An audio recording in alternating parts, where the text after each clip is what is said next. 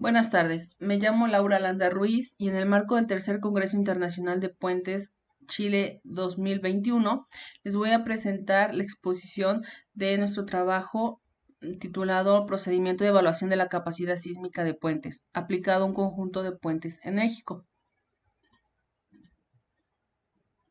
En la actualidad, una de las preocupaciones fundamentales de la ingeniería civil es la resiliencia de las estructuras, de la infraestructura en general. La resiliencia es un concepto que se ha adaptado recientemente de la psicología y se entiende como la capacidad de la infraestructura para soportar adecuadamente un desastre natural y recuperarse de su impacto negativo de la manera más rápida y eficiente, para que sea capaz de seguir prestando servicio de forma adecuada con la menor afectación a la comunidad. Es evidente que los puentes son una estructura fundamental en la recuperación de una comunidad después de la ocurrencia de un desastre natural, ya que la falla de este tipo de estructuras suspende la comunicación y evita el transporte de personas, maquinarias, materiales de reconstrucción, medicinas, víveres, ambulancias, servicios de emergencia, etc. Además, es necesario considerar también los elevados costos directos e indirectos que se derivan de la falla de estas estructuras.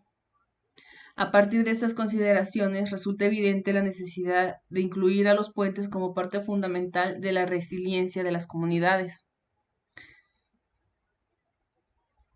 Para lograr que una comunidad sea resiliente, es necesario considerar dos casos.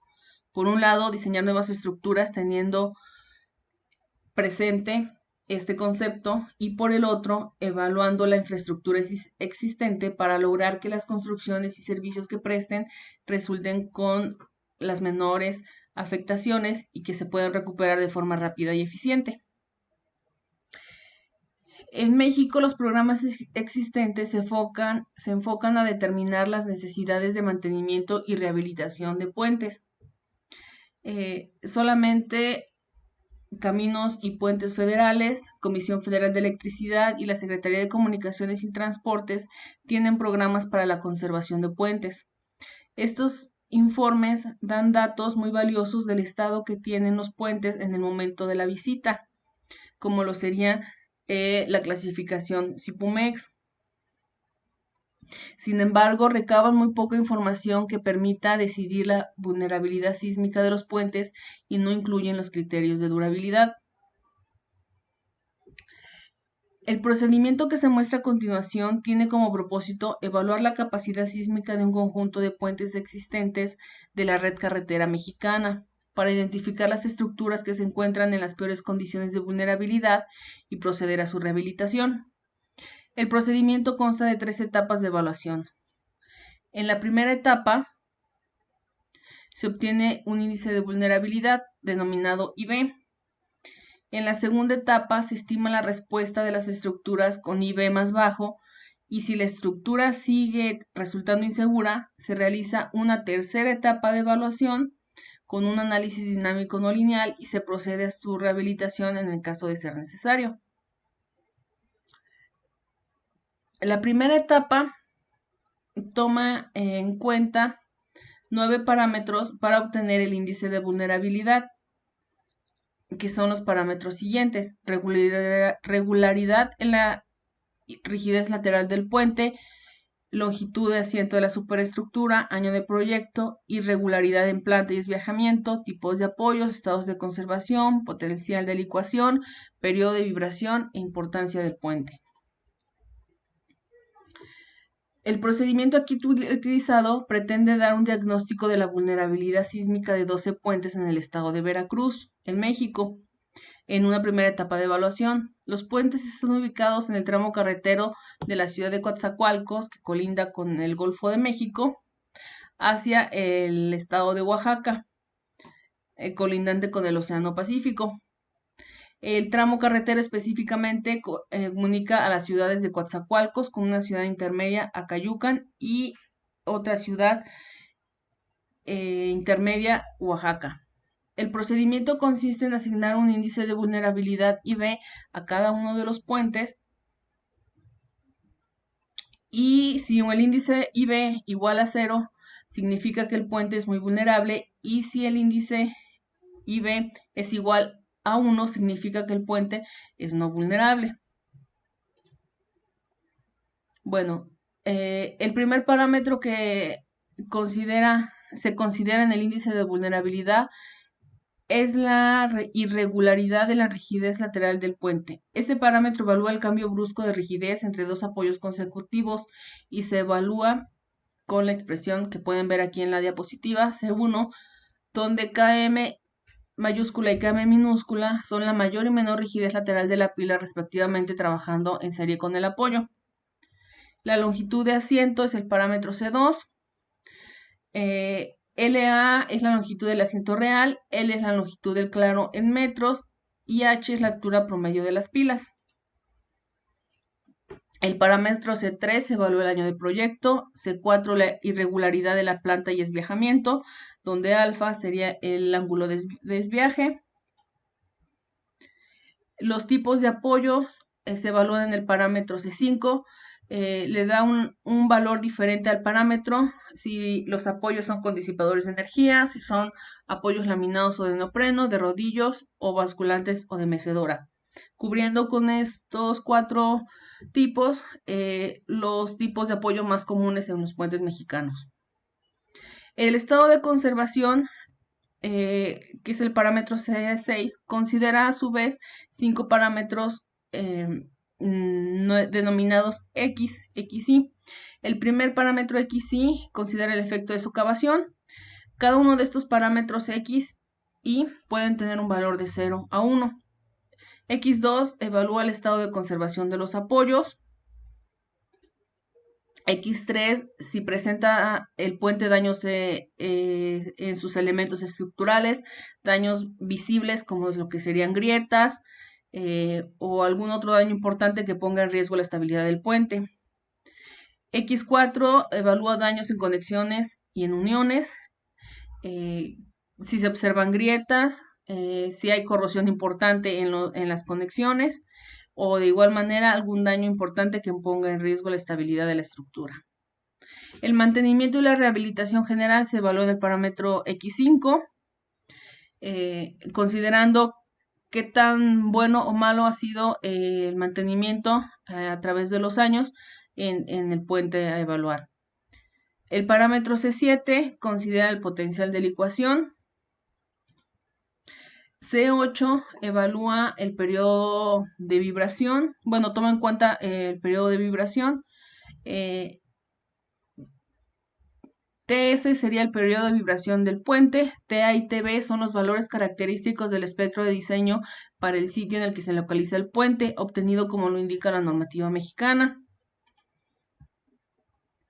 Y bueno, en la pantalla pueden ustedes ver los valores ya obtenidos de la aplicación del método a los 12 puentes. El parámetro C9, que no lo mencioné antes, evalúa la importancia del puente. Si se encuentra en un tramo carretero de alta importancia, el valor de C9 sería 1 entre 1.5. Caso contrario, sería de 1. Y la clasificación de la importancia del camino la establece la Secretaría de Comunicaciones y Transportes. En la tabla podemos ver que los puentes con índice de vulnerabilidad bajo son los puentes Jorobas, izquierdo y derecho, y el puente Palmasola.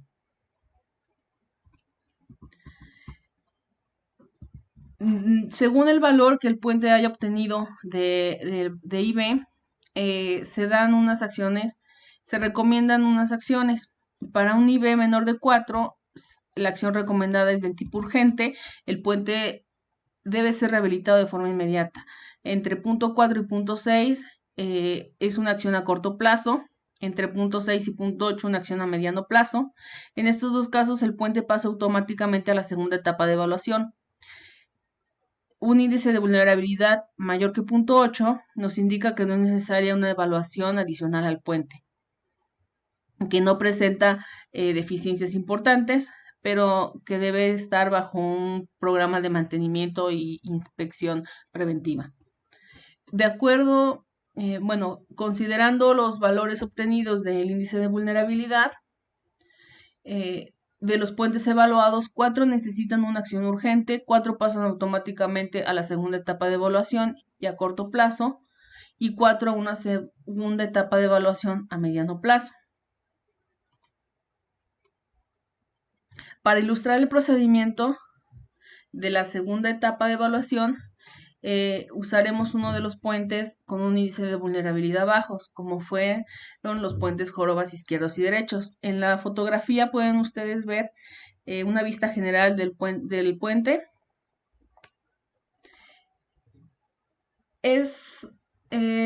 Los puentes jorobas están compuestos por dos secciones independientes, las cuales fueron nombradas jorobas izquierdo y derecho. Ambas partes tienen 6 claros de 15 metros cada uno y 5 pilas. La sección derecha tiene pilas de una sola columna de 2.70 metros de altura y 1.20 metros de diámetro y cabezales de 14 metros por 1.5 metros por 1.10 metros. Los apoyos son de neoprenos en ambas secciones y el puente en general presenta corrosión en el acero de refuerzo expuesto, corrosión en los topes sísmicos, en el acero también expuesto en los topes sísmicos, los cuales ya están destruidos, y grietas en las columnas de concreto, como se puede ver en las fotografías que tienen ustedes en pantalla. Resalta el hecho de que el acero transversal de la columna de la pila 4 del puente jorobas derecho tiene un grado de corrosión elevado y se considera que no cumple la función de confinar el núcleo de concreto. Aquí en la fotografía se alcanza a distinguir donde debería estar el acero de refuerzo transversal, el cual ya está completamente corroído y no queda ninguna área de refuerzo transversal. El siguiente puente es el puente Palmasola. Sus vigas son de acero y sus columnas son de concreto de sección rectangular. El puente también presenta acero de refuerzo expuesto en la base de las columnas y presentan ya corrosión. Bueno, para realizar esta segunda etapa de evaluación se va a realizar un análisis estático no lineal, y para lo cual es necesario definir las articulaciones plásticas, ya sea en función de los diagramas momento curvatura o momento rotación. Las consideraciones para definir los diagramas fueron las siguientes. La resistencia del concreto para obtener la resistencia del concreto se obtiene en cuenta el efecto de confinamiento proporcionado por el acero transversal, para lo cual la curva de esfuerzo de formación se construye de acuerdo con lo propuesto por Mander y sus coautores, y que es un modelo teórico aceptado en la normativa mexicana actual. Los diagramas momento curvaturas para pilas del puente jorobas derecho con diferentes porcentajes de acero longitudinal se presenta en la imagen que pueden ustedes ver en pantalla. Se consideran 3 diferentes porcentajes de acero longitudinal debido a que solo se cuenta con la información recolectada en la visita de campo, que es con lo que usualmente se cuenta al momento de revisar un tramo carretero. No se cuenta con los planos completos y detallados de la estructura. Otra consideración que se toma en cuenta para los diagramas momento curvatura es que se considera la pérdida de área por corrosión en la articulación y se sigue el modelo que propone Castorena. El modelo propone que la profundidad de corrosión X-core, como lo pueden ver en la imagen de la pantalla, está dada por la penetración sobre el acero al momento de iniciar el agrietamiento. X0 sería ese valor, más la penetración del acero después de que ha aparecido la primera grieta visible por corrosión, esa sería XP, donde X0, bueno, aquí vemos cómo lo define, y vemos que XP depende de un parámetro delta que está en función de el radio de la varilla, de los módulos de Poisson del concreto y del acero, respectivamente, los módulos de elasticidad del acero y del concreto, y de la suma del radio de la varilla más el recubrimiento libre, que sería RC. Delta representa la la capa de óxido necesaria para producir esfuerzos tangenciales iguales a la resistencia máxima a tensión del concreto e iniciar el agrietamiento en la interfase acero-concreto. Delta depende del valor de PG, que es la presión radial en la interfase acero-concreto, y esta se obtiene después de la aparición de la primera grieta por corrosión en el recubrimiento. La reducción del radio continúa dependiendo del ancho de grieta y se va a calcular con XP.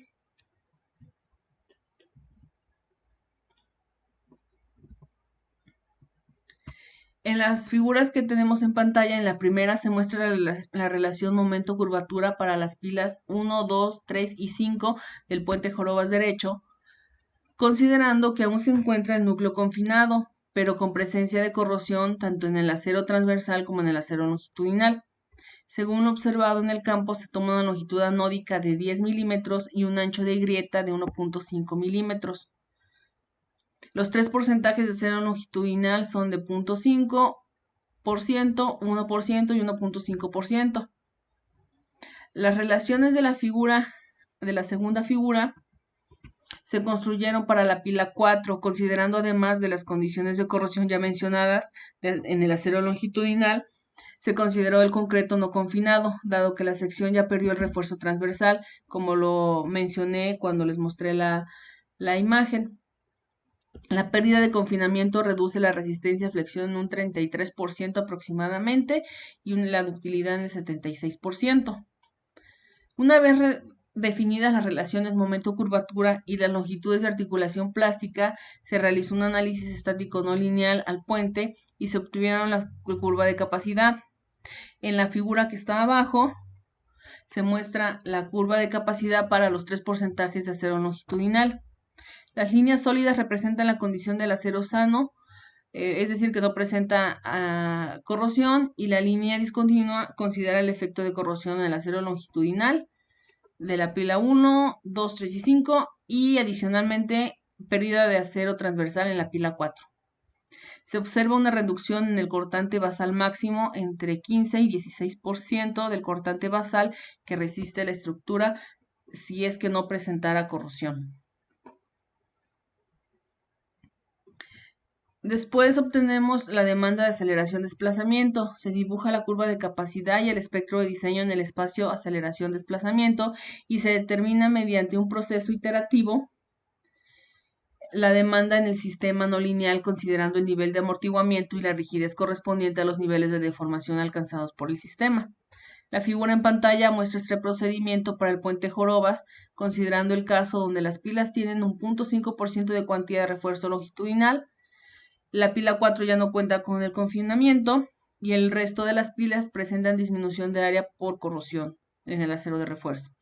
Después de 11 iteraciones, el desplazamiento encontrado es de 0.286 metros.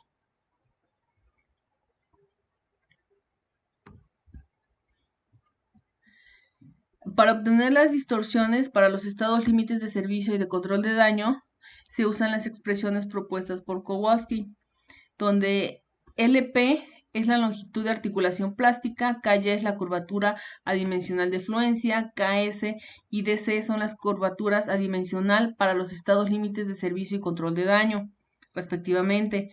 La relación de carga axial de las pilas del puente es de 0.05, la longitud de la articulación plástica es de 64.3 centímetros, el diámetro es de 120 centímetros y la longitud de la pila es de 5.05 metros. La curvatura de fluencia KY es de 0.003 y la curvatura KS para el estado límite de servicio es de 0.011 y KDC para el estado de control de daño es de 0.05, lo que nos arroja un resultado de una distorsión para el estado de límite de servicio de 0.0085 y para el estado límite de control de daño de 0.291. Ahora, si obtenemos esta distorsión con el desplazamiento encontrado, tenemos un valor de 0.0566, que es mayor al estimado para los estados límites de servicio y de control de daño. Esta conclusión nos conduce a un análisis no lineal del puente, es decir, a una tercera etapa de evaluación. En el análisis no lineal se emplearon 7 registros artificiales compatibles con el espectro de diseño del sitio donde se ubica el puente. La figura en pantalla muestra el ciclo histerético para la articulación que se forma en la pila 4, que es la pila que presenta la pérdida de acero transversal.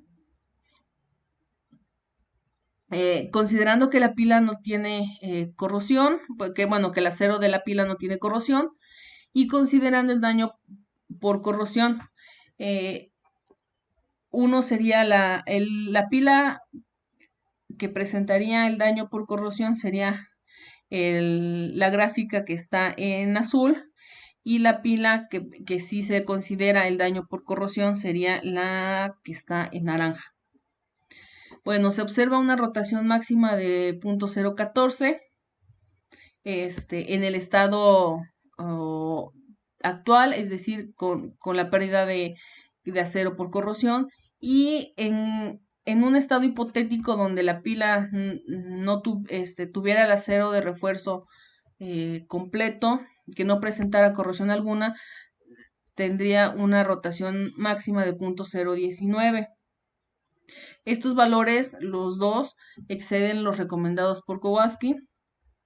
Y de manera similar, bueno, aquí solo les presento la pila 4, pero las rotaciones máximas de la pila 1, la pila 2, la pila 3 y la pila 5 se muestran aquí en la diapositiva. Y se observa que también exceden los valores recomendados. Entonces se concluye que es necesario reforzar las pilas, y bueno, una alternativa podría ser un encamisado con concreto. Conclusiones, se presenta un procedimiento para evaluar la capacidad sísmica de un conjunto de puentes con el propósito de reducir su vulnerabilidad y aumentar la resiliencia de las poblaciones a las que comunica. El procedimiento permite clasificar a las estructuras en función de un índice de vulnerabilidad y permitir que poder decidir cuáles puentes son los que tienen prioridad para ser evaluados en una siguiente etapa. Y bueno, la evaluación se ilustra con un conjunto de 12 puentes de un tramo carretero en el estado de Veracruz, en México. Se obtiene la curva de capacidad del puente más vulnerable en función del nivel de corrosión que presenta, y el análisis dinámico no lineal, en el que se muestra que el puente efectivamente requiere atención inmediata, siendo coincidentes los resultados de la tercera etapa de evaluación con la acción recomendada de acuerdo al valor que presentó de su índice de vulnerabilidad, lo que nos arroja también que la etapa número 1 da resultados confiables para priorizar los puentes que necesitan ser evaluados con más detalle, o en su caso pasar directamente a ser atendidos mediante refuerzo inmediato. Gracias por su atención. Agradezco a mis coautores, doctor Manuel Jara Díaz de la Universidad Michoacana de San Nicolás de Hidalgo, doctor Jorge Aguilar Carbonell de la Universidad Autónoma de Chiapas y el doctor Miguel Ángel Baltazar Zamora de la Universidad Veracruzana, al igual que una servidora. Gracias por su atención.